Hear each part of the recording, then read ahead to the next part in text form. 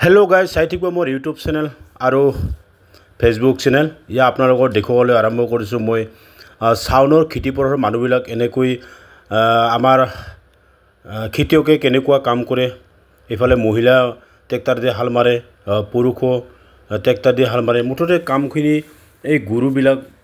মানে ৰাখিবলৈ খুব জাগা নোহোৱা হৈছে যাৰ কাৰণ ট্ৰেক্টৰটো এনেকুৱা খেতিপথাৰত ব্যৱহাৰ হৈছে যেন পাঞ্জাব দেশৰ দৰে আমাৰ অসমতো তেনেকুৱা হৈছে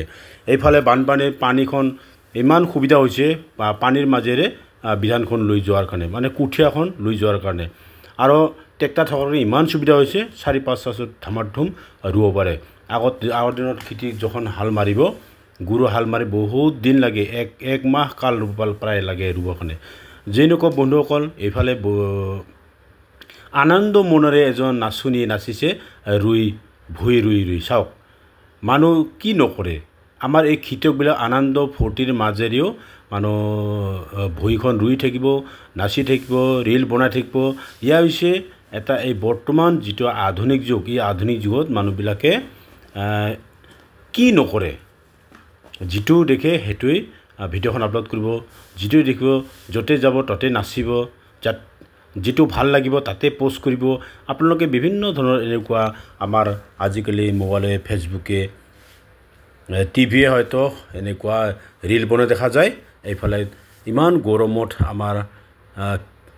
ধানখিনি ৰুই আছে মানুহ কম বহিছে এবাৰ কি অকল আমাৰ ঘৰৰ পৰা খেতি পথাৰখন বহুত দূৰ তাৰমানে আমাৰ মেইন গাঁৱৰ পৰা বহুত দূৰ হোৱাৰ কাৰণে আমাৰ গাঁৱৰ মহিলাবিলাকে আমাৰ খেতি পথাৰত যাবলৈ টান পায় কিন্তু আগতে বহুত গৈছিল 20 জন 25 জন 30 জন আমাৰ গাঁৱৰ মানুহ 60 ঘৰ আছে 60 ঘৰৰ ভিতৰত 30-35 জনে যায় আছিল কিন্তু আমাৰ ঘৰৰ পৰা মোটামুটি 1.5-2 কিলোমিটাৰ মান হয় আহতে যাহতে বহুত দূৰ হয় সেই কাৰণে আমাৰ খেতি পথাৰত এনেকুৱা না যায় ইফালে পানী ডাঙৰ হৈ কুঠিয়াবিলাক পানীৰ ওপৰত ভাহি আছে এই যাও বিধান একো নহয় কাৰণ ৰুই দিলে একো নহয় এক আঠু পানী ইয়াতে ইফালে মই আলি বান্ধি আছো এই বিধানতলি যেটো দুই সাজ দিছে এইতে ইফালে ডাঙৰ ছিলাটো ৰুবই আৰু এইটো দিম আৰু ট্ৰেক্টৰটো লগত ৰেডি হৈ আছে এই কাৰণে গৰমত মান মানে কেৰালাৰ টুপি পিন্ধি কেৰালাৰ ছাতি লৈ মানে লৈছো এই ছাতিৰ দাম যে 350 টকা আৰু সাউনত আপোনালোকে জানে সাউন মাহ পৰিলে পানী বেছি হয় আৰু মাছ